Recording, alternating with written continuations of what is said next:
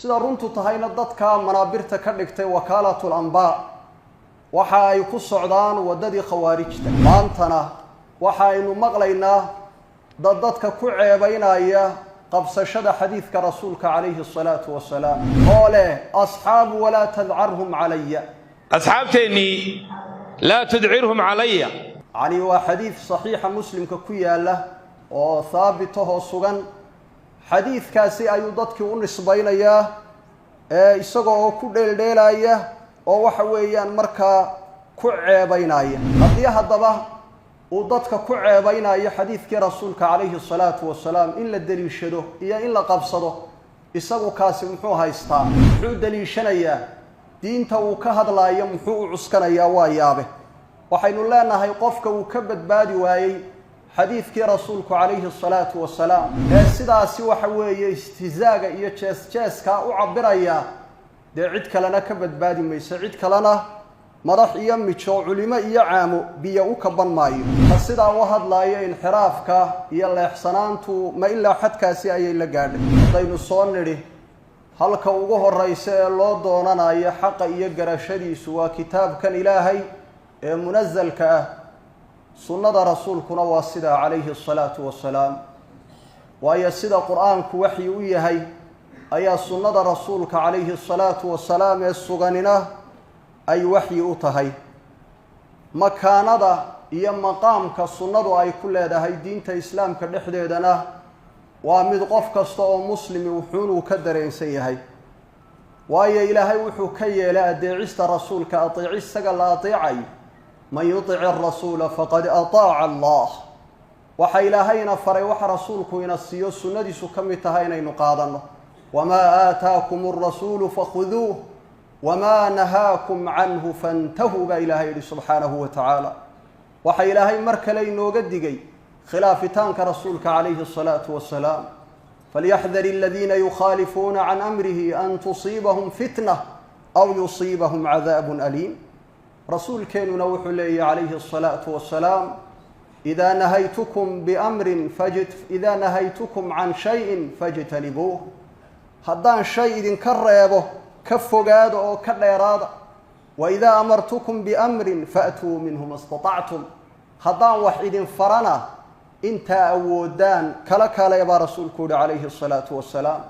sidaa weeye makaanada sunnadu waa inaynu xaqa u doonanno waa inaynu fahanno waa inaynu ku dhaqanno waa inaynu rasuulkeenna ku dayanno calayhi asalaatu wasalaam sunnada rasuulka iyo axaadiidta sugani waa inay quluubteenna ku weynaato weeye waa inaynu qadarin aada iyo aada u heer sarraysa siino weeye maantana waxa aynu maqlaynaa dadka ku ceebaynaya qabsashada xadiidka rasuulka calayhi asalaatu wasalaam oo leh asxaabu walaa tadcarhum calaya yani waa xadiid saxiixa muslimka ku yaala oo haabitahoo sugan xadiidkaasi ayuu dadkii u nisbaynayaa isagoo oo ku dheeldheelaya oo waxa weeyaan markaa ku ceebaynaya arrintaasi in sidaa loo cabira halkii xadiidka rasuulka laga weynayn lahaa laga qadarin lahaa laga qiimayn lahaa in sidaa loo cabiro miyaanay ahayn istihzaa iyo dheeldheel xadiidkii rasuulka calayhi salaatu wasalaam lagu dheeldheelaayo ka sidaa u hadlaayo inxiraafka iyo leexsanaantu ma ilaa xadkaasi ayay la gaadhay xadiidka rasuulku sidaynu sheegnay calayhi salaatu wasalaam waa xujatun binafsih waa xujo la deliishanayo ka mida xujooyinka sharciga ilaahay subxaana wa tacaala inoo soo dejiyey waxaanuu ka mid yahay masaadirta tashriica weeye haddii haddaba uu dadka ku ceebaynayo xadiidkii rasuulka calayhi asalaatu wasalaam in la deliishado iyo in la qabsado isagu kaasi muxuu haystaa muxuu deliishanayaa diinta uu ka hadlaayo muxuu u cuskanayaa waa yaabe waxaynu leenahay qofka uu ka badbaadi waayey xadiidkii rasuulku calayhi asalaatu wasalaam sidaasi waxa weeye istihzaaga iyo jees-jeeskaa u cabiraya dee cid kalena ka badbaadi mayso cid kalena madax iyo mijo culimo iyo caamo biyo u kaban maayo sharaf baanay u tahay sida runtu tahay cidda xadiidka rasuulka loo nisbeeye loo tiiriyey sharaf ayay waxa weeye u tahay xadiidka rasuulkana calayhi asalaatu wasalaam waa xaq waa la ictiqaadinayaa وانا لدليشنيا سيجارنا لفظا وصوقاتي وحديثك صحيح مسلم كمل او رسولك يري عليه الصلاة والسلام ولا تذعرهم علي وحوي معناها وشيغيا وحق سيدي باس ايانا وحوي سداسانا لو امنسن yahay macnihiisuna waxa weeye uu sheegaya gaaladii inaan waxa weeye hadaan awood loo haynin marka aan la weerarin oo aan waxa weeyaan marka iyadoo aan la iska daafici karin aan dadka muslimiinta lagu soo carin oo lagu soo dhaqaajin taasina waxa weeye waa mid sax ah waxaanu leenahay dadka muslimiinta ah haddii aanay awood u haynin waxa weeye gaalada ay kula dagaalamaan oo ay iskaga daafacaan oo ay waxa weeyaan marka iskaga qabtaan dee in la doonto waxa weeye ma aha bal waa in loo awoodaysto waa in loo diyaar garoobo ilaa inta ay gaadhayaan muslimiintu heer ay la jihaadi karaan dadka muslimiinta ahina sida awalba gaalada ula jihaadi jireen ayaa waxa weeye marka dibna ay ula jihaadi doonaan ahlul cilmigi waa weynaayo waqtigani gaar ahaan culimadii ugu waaweynayd muftigii weynaa ibn Baaz al-Imam al-Albani Muhammad ibn Salih al-Uthaymin iyo ahlul cilmigi kale waaweynaa waxay yiraahdeen waqtigan aynu joogno dadka muslimiinta ahi awood ay gaalada ku weeraraan oo yiraahdaan waanu kula jihaadaynaa malaha laakiin dee diyaar garow baa looga baahan yahay hadday mugaaladu soo weeraraan dadka muslimiinta ah taasiyadu way ka duwanaanaysaa marka dadka sidaa u hadlaya ay leeyihiin sayidadoodii hadday isku dhacaan way ama kaagayaan oo way anfariirayaan tan noocaasi waa hadal halistiisa leh waa eed culimadu aanay lahayn oo korka laga saarayo weeye waa simitaan la simaayo xukaamtii dadka muslimiinta u talinaysay iyo kuwa waxa weeyaan markaa gaalada ah arrintaasina halisteeda ayay leedahay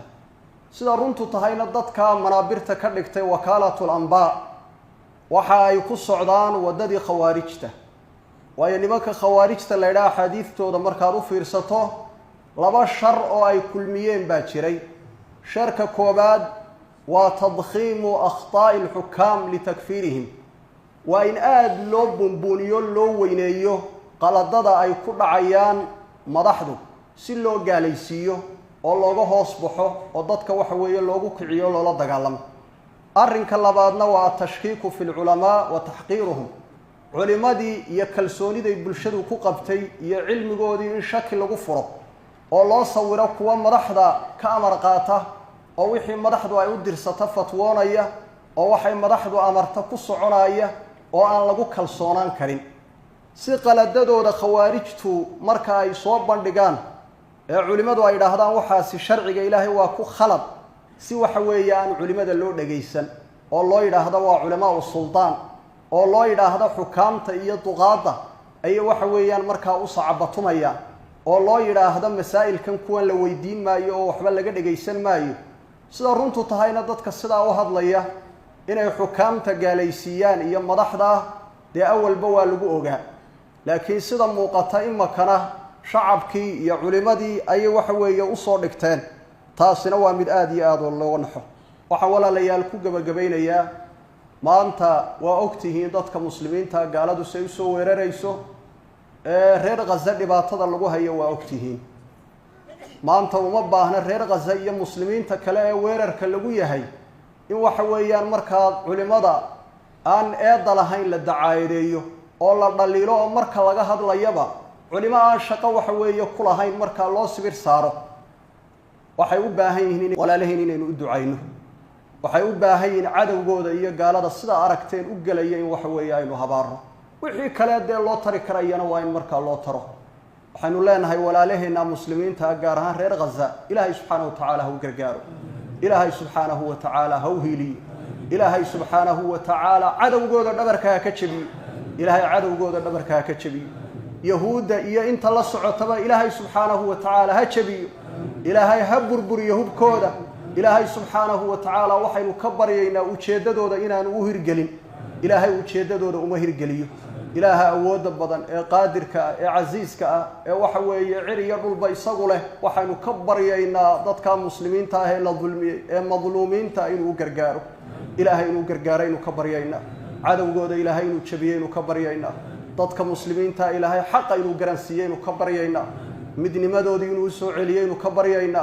sallallahu ala nabiyyina muhammadin wa ala alihi wa sahbihi